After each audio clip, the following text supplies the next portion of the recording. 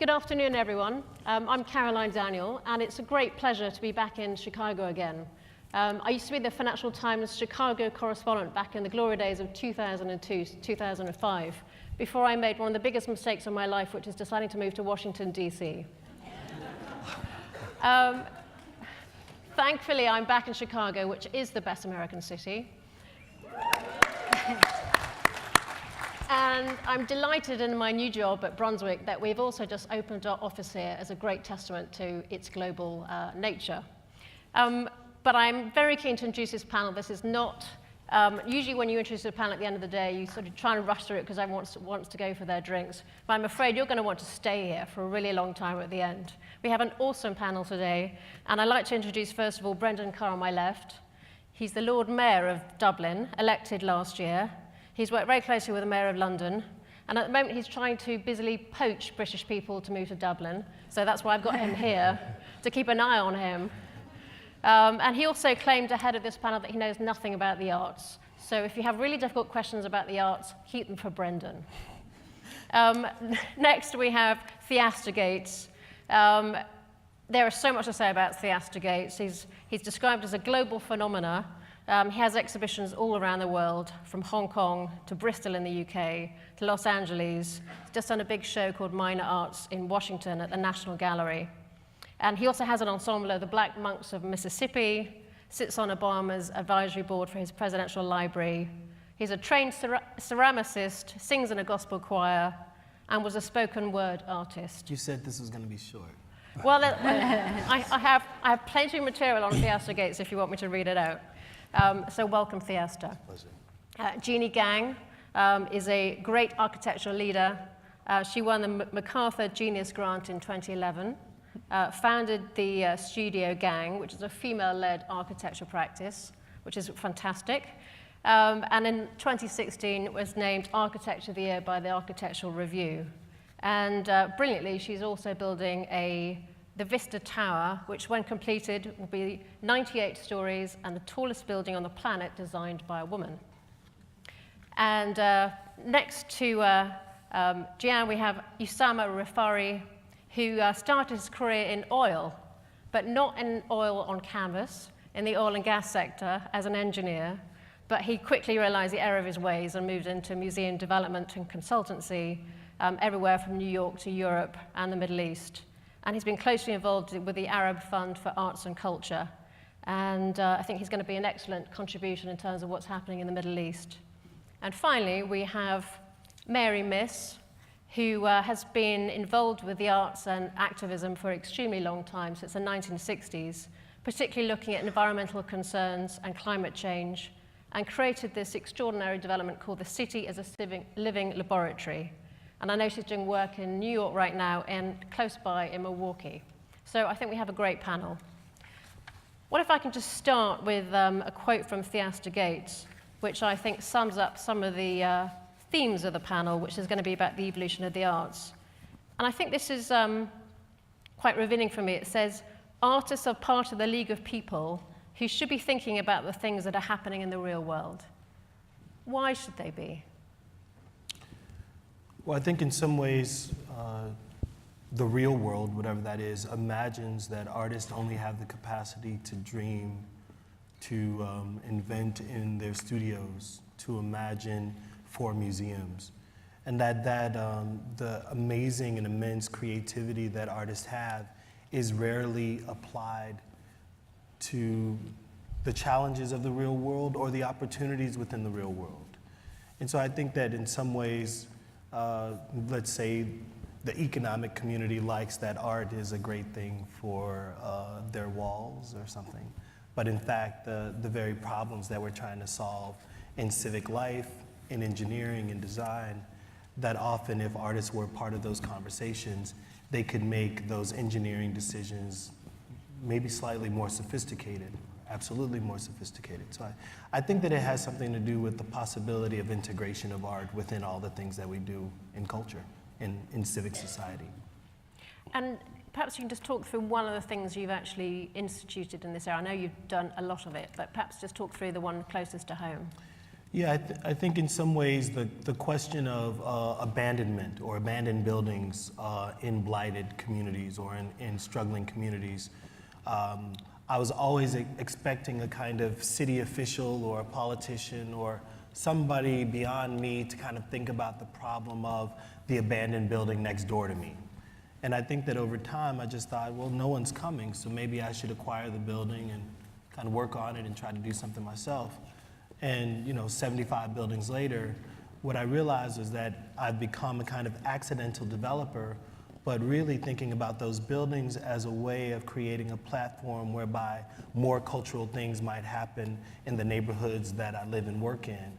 And that by taking this, seizing this, what seemed like a crisis, seizing this crisis and creating an opportunity meant that other people could then do adjacent things that made for a much more effective community. And what does success look like in that project? Some of it is that we just recognize how amazing artists are at solving problems, how resilient community members are when given an opportunity to platform their ideas adjacent to, say, artist ideas, how effective government can be when they see local folk bootstrapping in the communities that they live in, and then using the ways of government to complement the transformation work that's starting to happen. That what I realized was that everyone was waiting for something to happen, and I just got tired of waiting. So impatience got you there. Yeah. Jeanne, perhaps I can bring you on this because you work in a similar space in some ways, although your outcome is architecture and buildings, but I think the mentality is quite similar. Again, a really fascinating quote from you is, our studio is interested in how architecture can build strong communities and stronger relationships.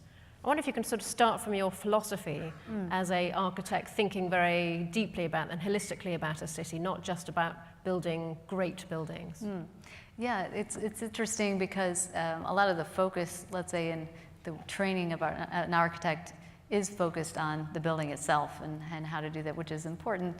But I've always seen the world more as a series of relationships, and I realized that it's parallel to the way ecologists think about nature. They don't just study individual species on their own. They look at the relationships between the different species and the relationship between those species and the environment. And so every time I started out with my practice getting an assignment to do a building project, I found myself expanding those boundaries and looking beyond the building and to the relationship between the building and the people that live there, the other people, the stakeholders in the community. And I think that's the strength of what the potential that it could bring is to strengthen those relationships. And to the same end, I mean, we are living in this completely polarized situation right now, and I think those incredible community spaces and buildings and art that can bring people together, not only at the end when they inhabit it, but through the process of engaging with them.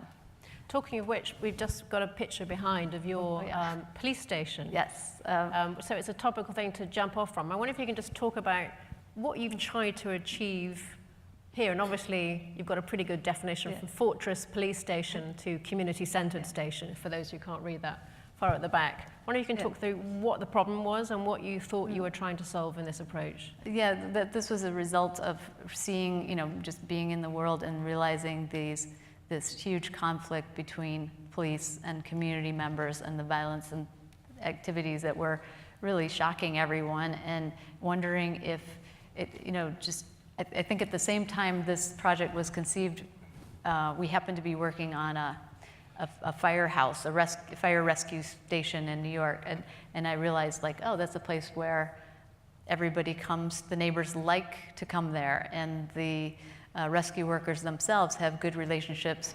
They seem very happy, and it just dawned on me, what is the difference between that public building and a police station? It should be similar. So we started to really research what a police station could be, what police district building could be, it's a public building, and it could be a place where the idea of building trust between police and community members could actually unfold if there were reasons to go there, and if we could start to, break down these barriers between the two groups. And so the project, which started out very theoretical and kind of building on the principles in a task force report, Obama's task force on 21st century policing, it started out reading this policy and thinking, like, how could this be made spatial and physical? And now really working through that project, other projects have come along where trying to make the most out of public buildings so that they can actually help build trust in these relationships. Where is it, how many of you created of these so far? Well, it started really just as an abstract concept, and we took a case study in North Lawndale in Chicago, which is an area that does have crime and problems between the police and the community, but it also has a really strong youth population and lots of things going for it. And we just took that as an example and tried to engage both groups, the police and the community members, and asked them what they thought would be good to have to help build trust. And they came up, both groups came up with some good ideas that we then started to implement. So they're kind of like not a brand new building, but doing these operations on an existing police station. Do you have an anecdote of how you've seen that working in practice?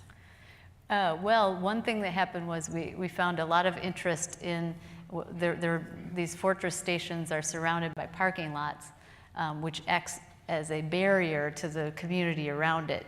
And so, but the parking lots are empty and they don't get filled up. So we by interviewing people and having these meetings, we found out that both the cops and the kids, local kids, like sports. So we thought, why not just simply paint over the parking and turn it into some sports courts? And that, actually, we raised the money, private funding to get this done, and we actually built a basketball court on a parking lot, which is, it's a small step, but now the police actually have basketballs inside that kids can borrow, and so they are interacting, at least in that way.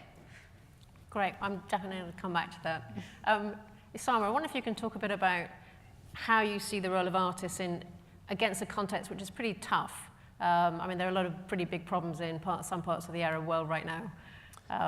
How have you seen that kind of emerge as a really important theme to bring culture and artists into solving these problems? But that was an understatement. We have a few problems there.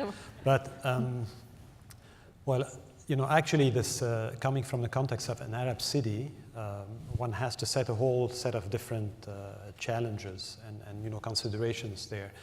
But funny enough, when we see the latest developments that are happening in Europe and also here in the United States, then we feel a bit vindicated that, after all, we don't have monopoly on short-sighted and vision, leadership, and so on. And then, that at the end of the day, do you want to unpack that a bit?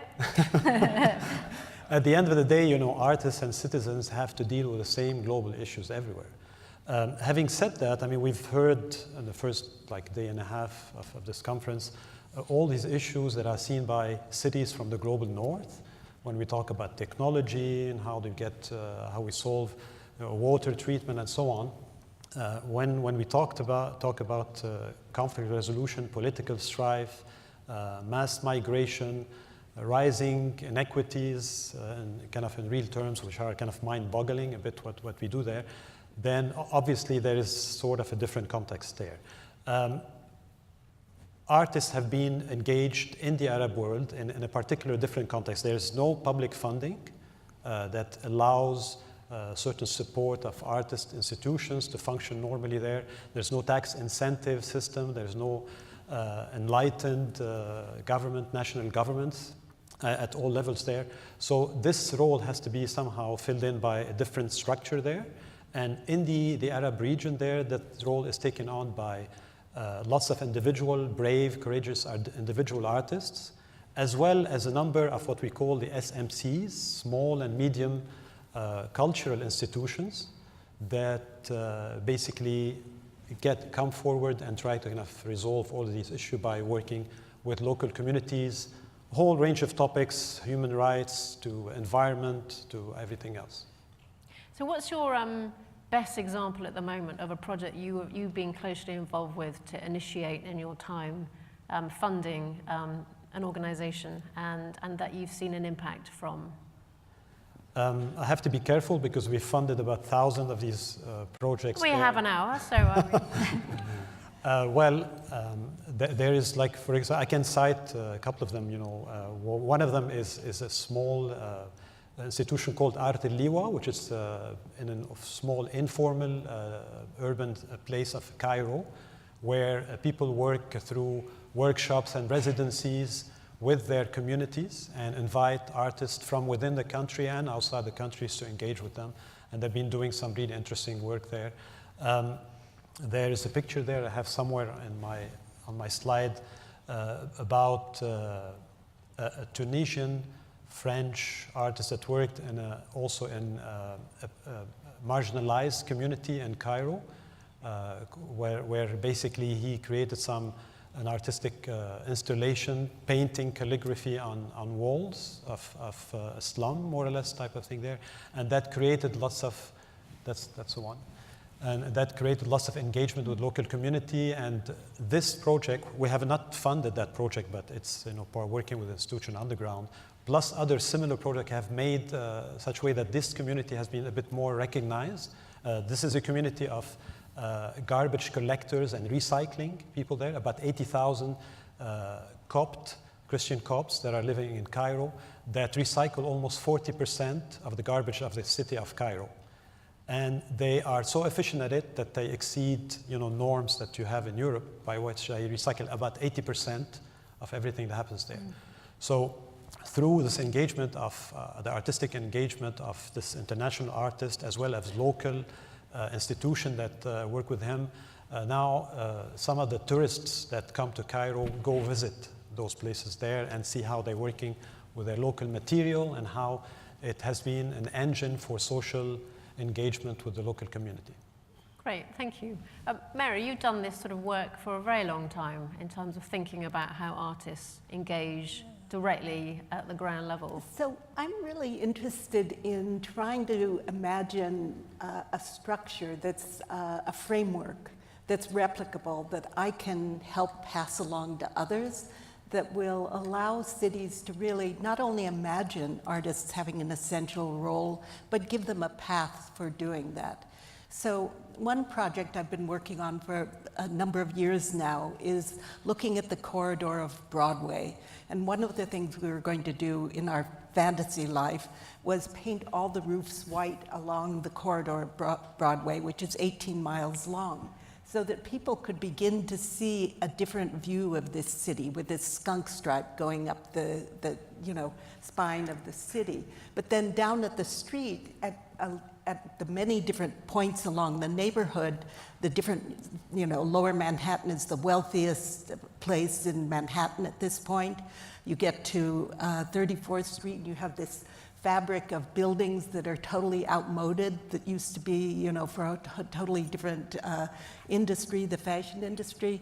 You get to Harlem, and gentrification is a huge issue, 167th Street, air quality. So we've started doing walks along these corridors, or this corridor, with an artist and a scientist or a historian or a sociologist, and try to bring the community members in. And then the next step is that we go on to do a workshop with the community, and those same artists sit in and figure out what would be a good project to help them address that issue. But it's through a dialogue, not just assuming that we have any idea what the issue is. So about 2 weeks ago, we had a workshop with about almost 50 people, and it was a third city planners, a third artists, and a third scientists, sociologist types. Could you tell by looking at them all which was which? Yes, the scientists and academics, definitely. But the thing that was really interesting, the scientists got so excited about this, especially with the pressures we have now. And they said, oh, you've really got these walks down. Could we help you figure out a way to document this, you know, whether video or something, and then with those 50 people in the room, could we start these walks across the country in many different cities, so that these issues about climate change and things that are having to be self-adopted by cities and communities, that there's a way for artists to help bring attention to those issues. So it's very exciting to think this thing we've been working on for a number of years is actually beginning to bear fruit. So what do you think it is about the model that is proving effective? Well, I think that we're working it out, that we've spent, you know, like maybe since 2010, really trying to figure out, how do you do a workshop and get anybody to come? You know, how do you? Wine, biscuits? No, you get people from the community to come, invite their friends to come. So we could do a Saturday morning workshop in the Manhattanville housing projects, and 70 people show up from the projects to help think about a kiosk that they really want to have that's about emergencies and how they don't assume that the emergency management people are going to get to them, so they wanted a place in their own community. So then the artist listens to what they're talking about to come up with the kiosk for that place. But we've got really strong community partners. We act for environmental justice, you know, that help make that happen. And if you don't have that, then it's a little bit helicoptering. I wonder if I can bring in the mayor. One of the first acts you did as a mayor is to bring in a tax on hotel rooms and towards funding the arts and culture. I wonder if you can just explain why you decided that was a good thing to be doing, and why did you want to do it? Okay, well, firstly, can I say we tried to bring in a tax. We didn't succeed, like a lot of things we tried to do. What I was trying to establish here is one of the few cities in the world that doesn't have a bed tax. And if we had brought in a 1% bed tax, we could have raised between 3 to 4 million every year, which we're going to Red Circle and give back to artists in the city. Dublin, as you know, is a very cultural place. We're very proud of our art. It's very good, you know, the likes of James Joyce comes out of it. And we're trying to encourage that because that's really what attracts tourists. Unfortunately, the Hotel Federation and some very significant business people put up a big lobby against us doing this, but we're still trying to work on it. But we kind of identified that artists need to be encouraged in any city, and particularly in a city like Dublin, because people do visit it, come over there for that reason. That's what they expect. They want to see the culture there. And we have a long historic cultural base there, as I'll bring you back about. It all started about 1,000 years ago when the Vikings came to visit us, and then they integrated with the local community. And a few years later, the Norwegians came. That changed their culture again. Then the English decided to pay us a visit and overstayed their welcome by about 800 years. But again, they developed the culture. Right, so, but yeah, they developed the culture and art in the city, and that's something that, you know, Dublin is very, you know, it's very inclusive city, it's a very open city, and even the artists today, we have them from different nations, different communities around the world, and we try to bring them in, and we try to develop their skills and their talents into something that would reflect Dublin and grow Dublin even more again into the future. And that's really, I thought raising that tax would encourage people to do that, because not all artists, you know, are very financially successful, and they do need encouragement. Not all artists. He wasn't putting his hand up. He wasn't putting his hand up. But no, but I do think that, you know, that artists need to be encouraged more, because they have so much to contribute to any city, and we really have to support them, look after them, and that's what I was trying to do with this raising this finance. So what kind of, okay, so it was 3 to 4 million you could raise. So if there's any wealthy Irish billionaires in the audience who wants to put 3 to 4 million to Brendan's campaign for the arts, put your hand up now. It's a dark room, so find Brendan later. Per year, yes, per year. But what difference do you think I mean, how far is it just a transactional thing that would help tourism?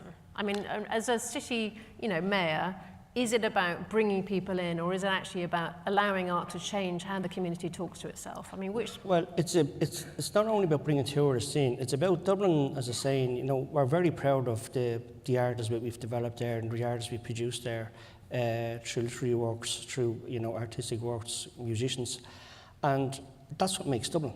That's what it's about. And if we don't make it a place relevant for artists to be able to live there and survive there, they'll either move somewhere else or they'll put their skills to something else, and Dublin then will collapse as an artistic, cultural city. And that to me is a big, big concern. We do, bringing tourists in is something we have to look at. It is a big part of our economy, and we're always going to try and encourage that. But it's smart to ensure that what Dublin has been built on over the last 1,000 years, that we don't lose it overnight, because we're making the place just unattainable for artists to be able to practice there. And that's effectively what we're trying to achieve with this. It's one thing I'm interested in, particularly in London, which has become such a city dominated by luxury housing. In the post-war, there was a real ethic of intervention in terms of on the part of public art. I was reading about a Henry Moore bronze statue, which in 1962 was commissioned for a local housing estate. And in fact, this was a regular thing that was done by the local government to bring a democratic sense of engagement by the arts. And you had amazing art in really difficult areas and in housing estates. There was a real ambition for it. 20 years later, in austerity, he tried to sell it for 20 million to try and fill in the budget.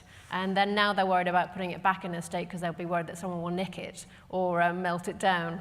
But I was interested now that in the UK we have a lot of engagement with public art in the wrong way, which is the sort of guilty conscience by developers. So they have something in the law that they requires them to actually fund some bit of public art. So you have a giant luxury estate and then a rather rubbish bit of public art next to it. We've all seen these, if you travel around the world. But I'd be interested in how artists don't get co-opted for the wrong kinds of projects. But I was going to say, I think there are some really interesting things happening in London. Younger artists and designers assemble as a group, that's had a lot of visibility recently. But people really trying to think about different ways of integrating into communities on the street. So I don't think it's all... It's not all that, but there is an element of that at the moment about the kind of artists being co-opted for luxury development projects. I wonder if you can talk to that. Yeah, issue. I mean, let's pull it apart a bit. So there's this truth of development that seems to happen, where more and more money is being spent on the possibility of wealthier and wealthier people living in our cities. And in some ways, if you were just looking at a city based on its economy, we would be very excited about that.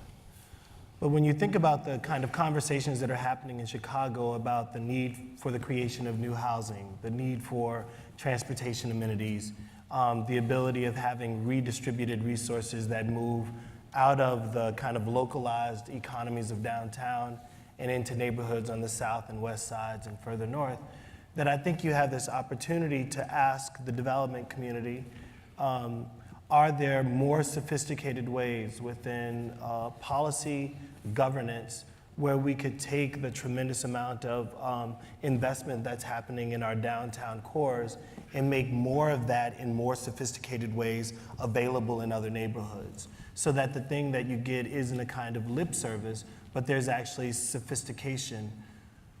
But it was said earlier that there's been such a separation between, say, what engineers do, what designers do, and what policy does. And because those things don't often talk to each other, you have the person who's managing the FAR tax not also thinking about the aesthetics or where those resources end up in other neighborhoods. And so there's a kind of communication deficit between the ambition of a developer and the rule that exists around the developments that they can make. And I think if we could make the policy that governs the resources that could come from development more sophisticated, make those tools work harder, I think that we could see better public art and more of it in communities Okay, around so the what city. would you practically do if you had to have one request or a few ideas about what that would look like to make it work I think better? about it all the time. Let's say a very tall building is being built downtown. And that tall building wants to be super tall and wants 10 more stories. And the city says that those 10 stories are going to cost you $100 million. So that the city gains $100 million as a result of a developer wanting to put 10 stories on top of a downtown building. So let's say that $100 million goes into a kitty for public art. Well, then you have to ask, what is the apparatus that governs the use of the $100 million? Who are the people that decide that?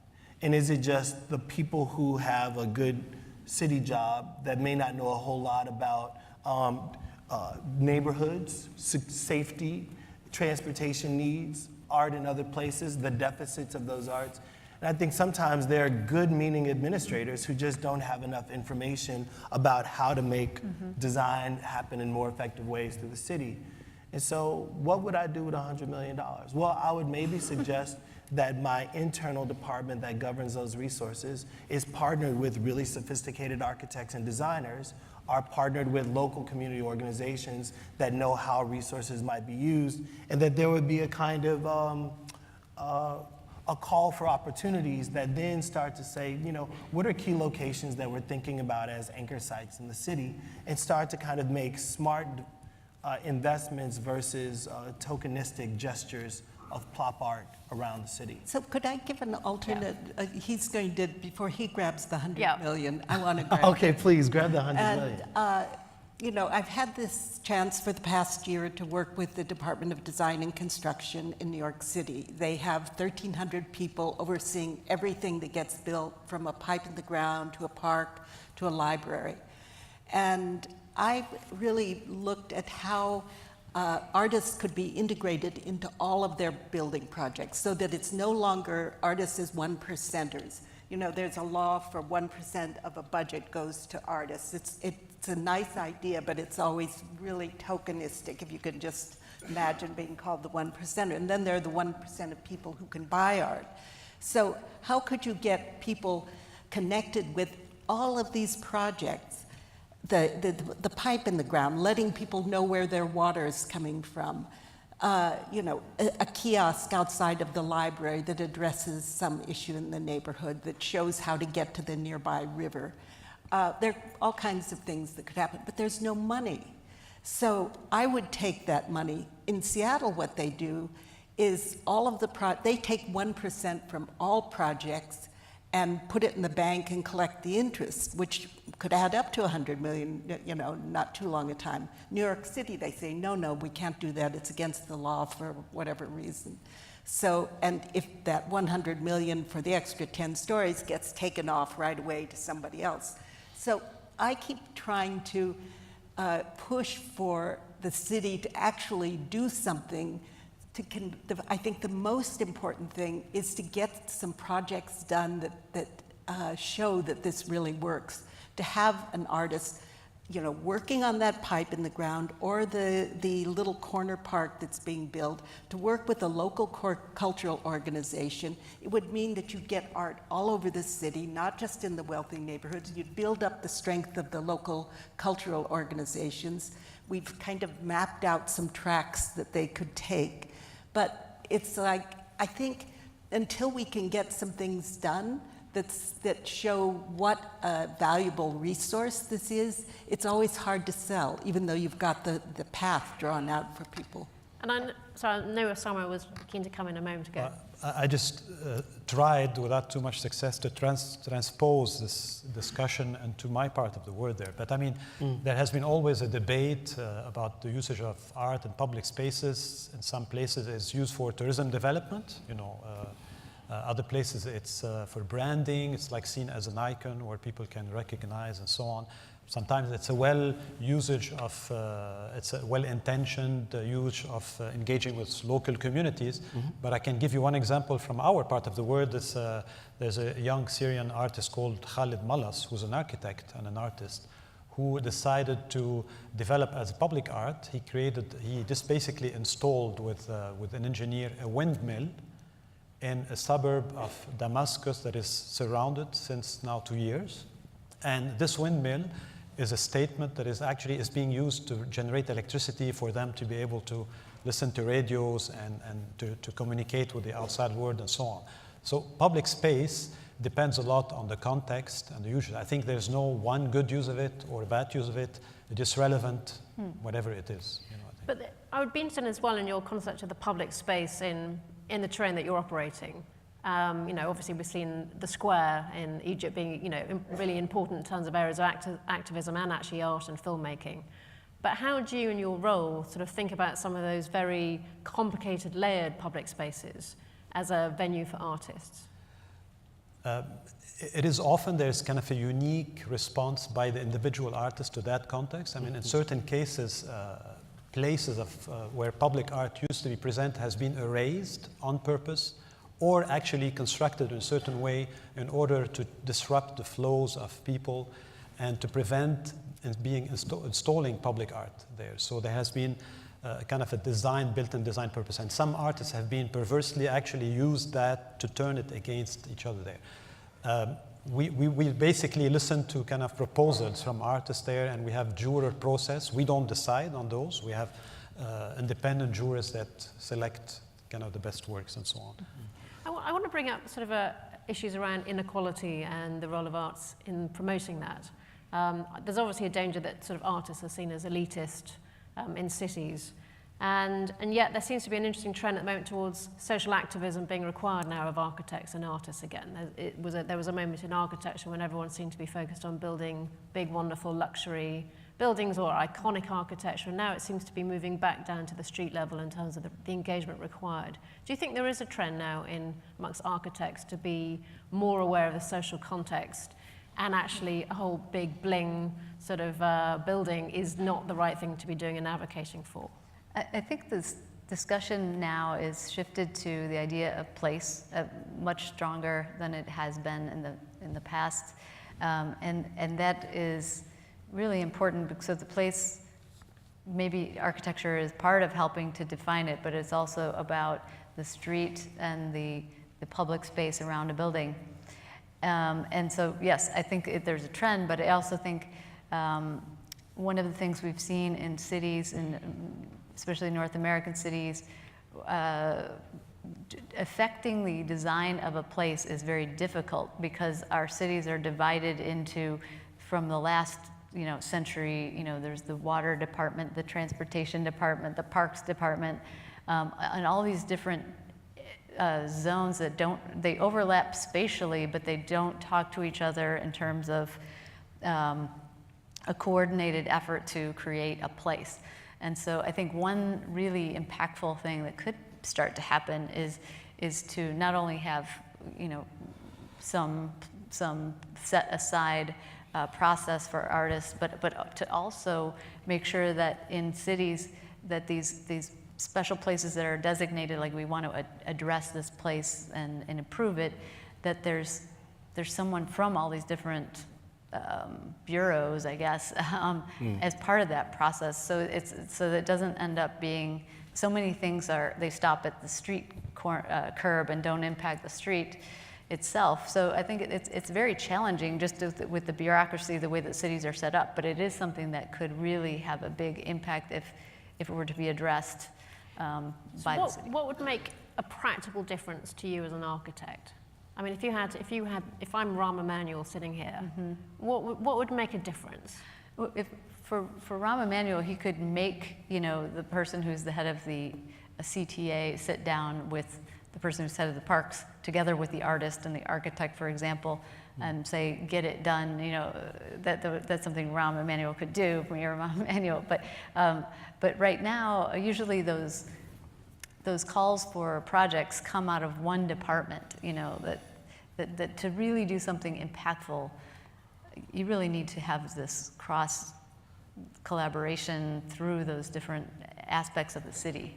So, I mean, Theaster, you're probably the most involved in some of these. How do you get the city to work collaboratively with artists and projects and managing the politics of it? What have you found has been the most frustrating process for you? Well, and then come to what's actually working? Well, maybe if I could just go back a little bit.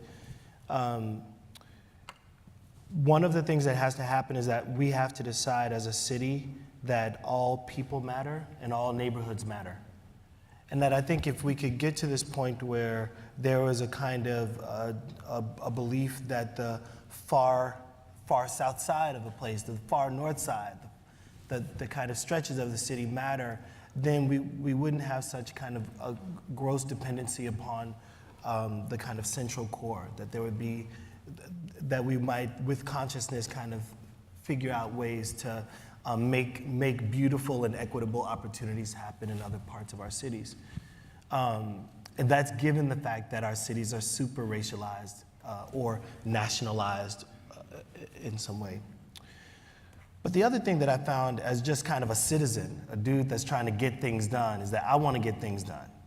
And so what I found is that if you create a project big enough, like if you say, in the same way that a developer might, if you say to the Department of Planning or say the Cook County Land Bank, we're interested in doing a project that includes 500 units of abandoned housing. That's a very different scale, and you command a very different conversation than if you're talking about 1 2-flat at a time or 1 bungalow at a time.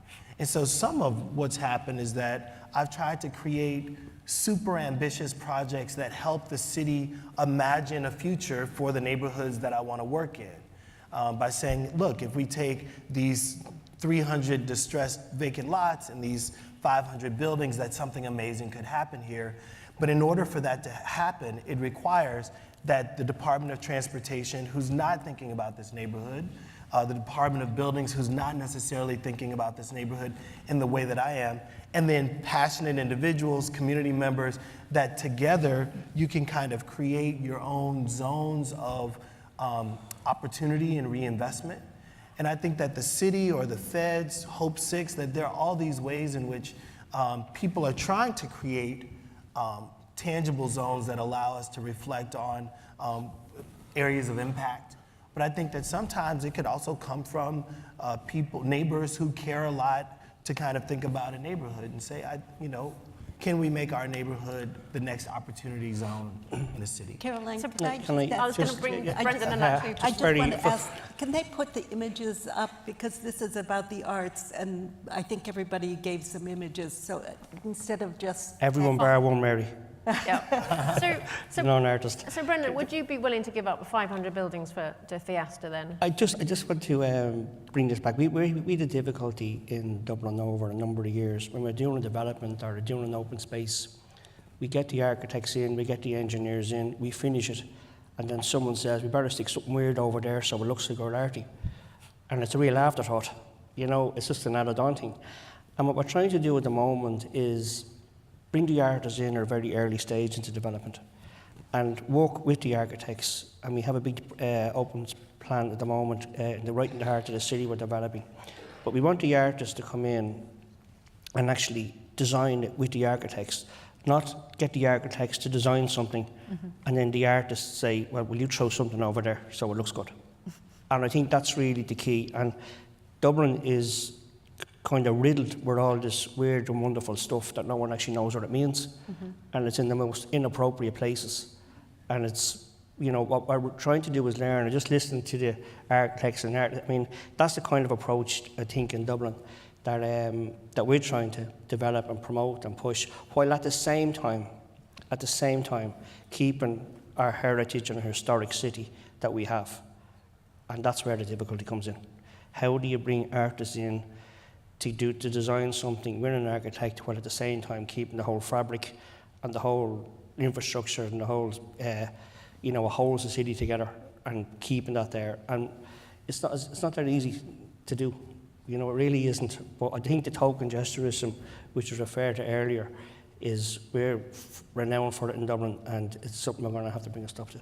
So what is the pushback that you feel as a mayor to the idea of engaging more with artists, or the 1% tax that you had? I mean, obviously that was a particular example, but when you launched it, do you have a lot of people saying, why bother? What's the merit for that?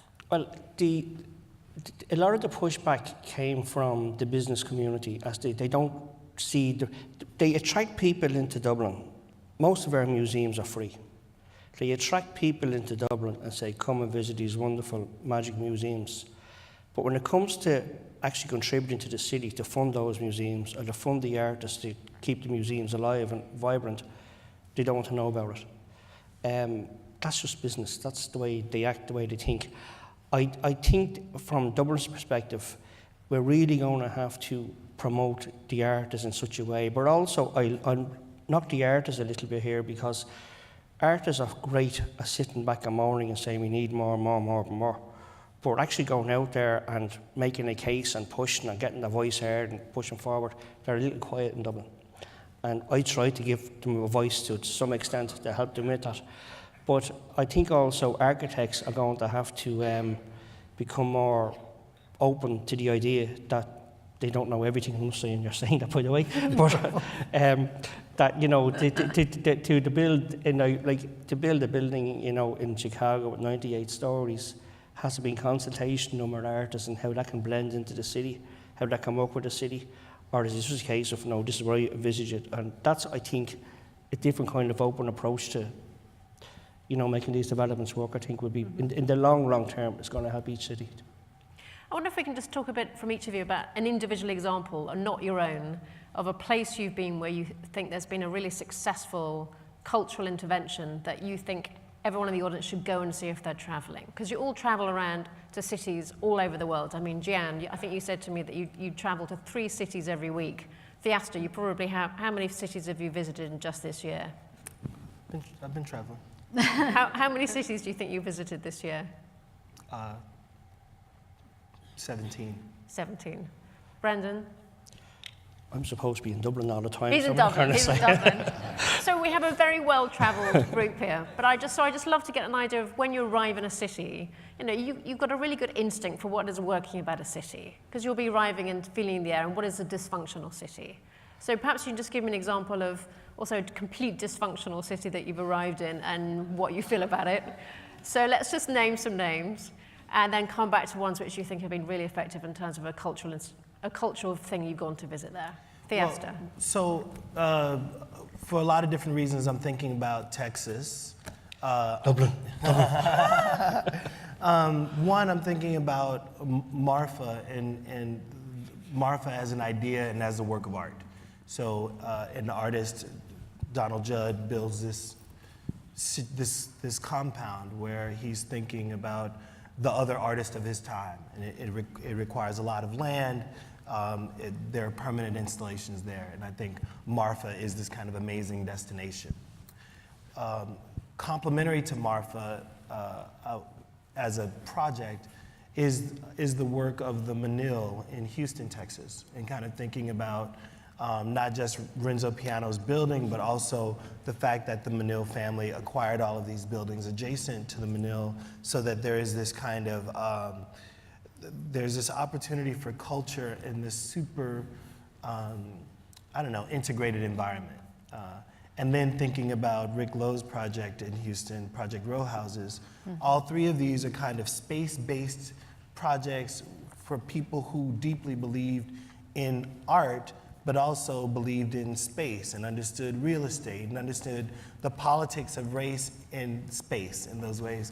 And I think that in that way, rather than thinking about, like, say, the Anish Kapoor here in Chicago, I'm super interested in the relationship between artists and the possibility of land, policy, law to make something really great happen. And let's go for something which isn't so great. Is there an example of a sort of cultural intervention that has been, just hasn't worked for you?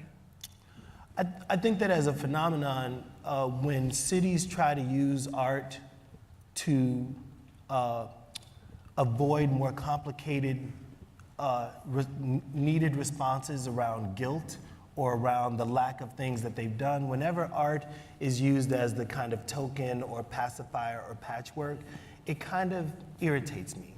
And so I think that there are lots of examples where national apology was needed, not a work of art.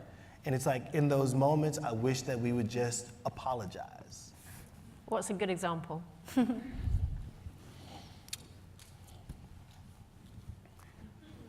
Don't mention Dublin. I won't mention it. Don't mention the wall. A bronze statue doesn't do the work of apology for the atrocities attributed against indigenous people in the United States. Well, I think I'm really interested in repurposing of things, and Rick Lowe's project is, really primary. I was really disappointed with the High Line in New York because I wanted it to be something more than a beautiful parade, even though it's a beautiful parade place. I would have really liked to see the whole place watered by the roof water of all the adjacent buildings of the developers who made the High Line possible and who made a lot of money off that. So that's like that's the one that really gets me. I really it's beautiful, but it just really aggravates me. I love a project in Berlin, and I'm really ashamed that I don't know the artist's name, but bronze used in a very different way, where there's been a bronze brick put in the ground at the location of somebody who was taken away and died in the Holocaust. And so you'll just see, maybe there are two or three in front of one building, one here, but you come across these and then they've spread to other cities. And it's such, it's so moving, it's so modest, but it's such a compelling way of acknowledging that you're really seeing the place where that person, vanished. I just find that to be a wonderful idea. Sama, do you have a good or a bad, preferably a bad example of what's really not I would have worked? more of the bad if you like. We like bad. I mean, you can learn from bad. If I'm thinking of some place like outside of the Arab region there, I would think maybe of the Opera House in Oslo, which kind of slopes out into the waterfront there, which is a place that engages a lot with the city, and that has seen a noticeable increase of engagement of this particular form of artistic expression there in the city there. There is a nice example in next to Marrakesh in Morocco. There's a place called Dar el-Ma'moun, which is a hotel that is co-located next to a library. And the founder of this project there basically has developed the hotel, and most of the money that is coming out of the hotel goes to fund a public library that is seen kind of encouraging, kind of like it's a library used by the whole community around it there. And that's working very beautifully because it's looking at getting out into the rural areas, kind of encouraging people to read, using intelligently funding to support culture. All of these have come together there. If I want to think of some bad examples, I don't have to go far. I can think of my city of Beirut. When I was on this very long flight from Frankfurt to Chicago yesterday, I was reading a report called the Mercer Quality of Living Index. And this is a yearly survey of 230 global cities around the world. Dublin was number 34. New York was 44, Chicago was 47, and Beirut was 180. We had recently last year a breakage down of the garbage collection system, and over the period of 6 months, while the clans and the politicians were fighting over how to dispose of the garbage, we suddenly had a new topography in the city, like mountains of garbage forming and so on. And a group of artists started to actually use that to do kind of expression there. So kind of, I don't know if it's good That's or kind bad. of good and bad, really. Yeah. At least art made a good virtue of garbage. Brendan. Okay, well, firstly, outside my city, I think the most impressive place I've ever seen in relation to art was the Louvre Museum in Paris. I just think I'd spend my life in the place. I think it's fabulous.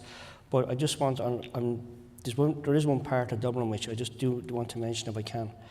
We have a group of statues, bronze statues, along the quays, and they're not soldiers in heroic poses, they're 4 long figures of people trying to remember the Great Famine that happened to us in 1842. And just down from those statues, we also have the Jeanne Johnson ship, which is another part of the whole artist structure there. And the Jeanne Johnson ship was a corner long, a coffin ship. And effectively what it was used for is during the famine, people got onto the ship, they went over to North America. Many of them succumbed to diseases, many of them their bodies thrown overboard, and their deaths never recorded.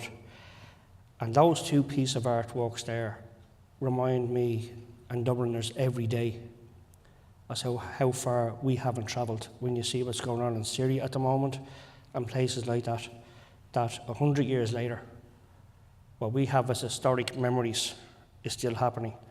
And so to touch me, and something that really does touch me every time I see it, is those two pieces of artwork. I think it's something that reminds us every day that, you know, we haven't developed that much over the years. I'm the last person on this. Well, Beat that. Yeah.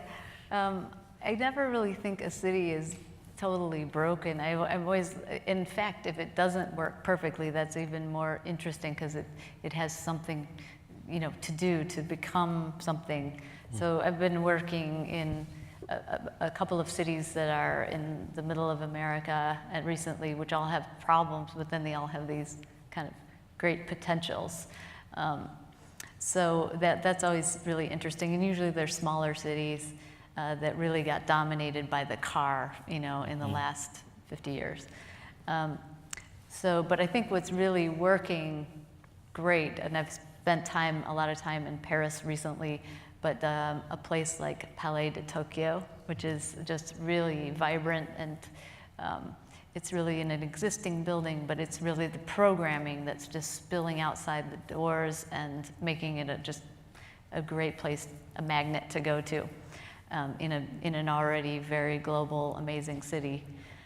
And the second one I was going to mention is a little more rural, but I always love going to Louisiana, which is in Denmark, which is an example of a museum that has a very different culture. It's been built over time, and it's very, you can go inside and outside the museum all the way through, in and out. So it's both inside spaces and outside spaces, and it's on this beautiful waterfront, and it's just an amazing place to visit. And it shows how culture and the arts can really infuse a landscape and make it so compelling as a place.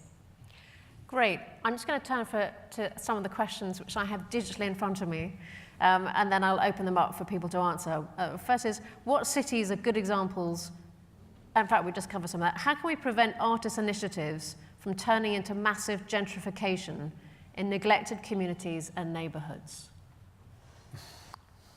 Who'd like to jump in on that? Well, I worked on a project in Long Island City, which is a very kind of semi-abandoned factory area right across from the Metropolitan Museum of Art, across the East River. You could just jump over. And I live in Tribeca. I've lived there for decades, and I've seen the gentrification that I've caused in that neighborhood. And so the Noguchi Museum said, they're in this area, and they said, how could you, they invited 4 artists, how could you artists imagine this area developing in the future? And I really wanted to imagine this as a research and development zone and where artists could test ideas. So, for instance, there's all this scaffolding all over the city in New York, and you could do stuff with that. You could put pots on it, you could grow, food on it, you could do all kinds of things. Nobody in New York will let you test it because they're afraid of liability.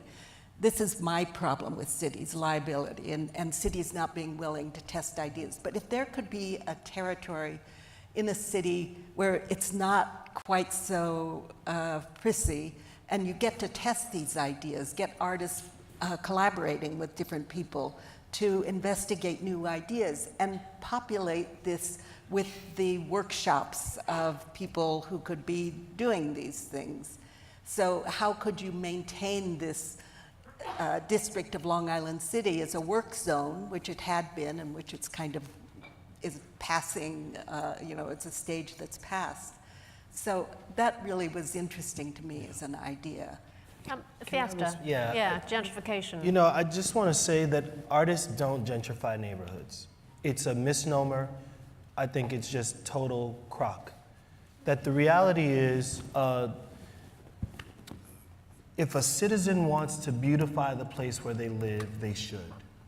The question should be asked, how could the development that happens in the city be more even? How can the development that's happening as a result of certain indicators happening, certain measurable opportunities, more foot traffic, more liveliness that's happening, that's attempting to do the thing that creates equity, how do we control a certain kind of economic agenda that is adjacent to a cultural agenda? I really think that in some cases, artists are the targets that seem like the folk that create gentrification, but in fact, in most of the neighborhoods that seem like they're quickly changing, they've been in the process of transforming over the last 15 or 20 years because of low-income and affordable housing tax laws that allowed developers to own neighborhoods for a long time. And after those periods of gestation, when neighborhoods were changing, they no longer had the burden of a certain kind of affordable mandate.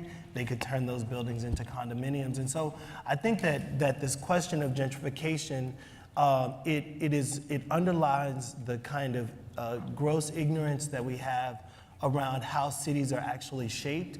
And I wish that cities would help citizens understand better, or the private sector would help, the development sector would help citizens understand better how neighborhoods transform, and the kind of invisible hands that are always shaping cities are actually the power sources, where artists are just the kind of present and tangible targets that are, in some cases are being shot at because they kind of are the only targets you can see. Does it make you angry to be accused of gentrifying a city?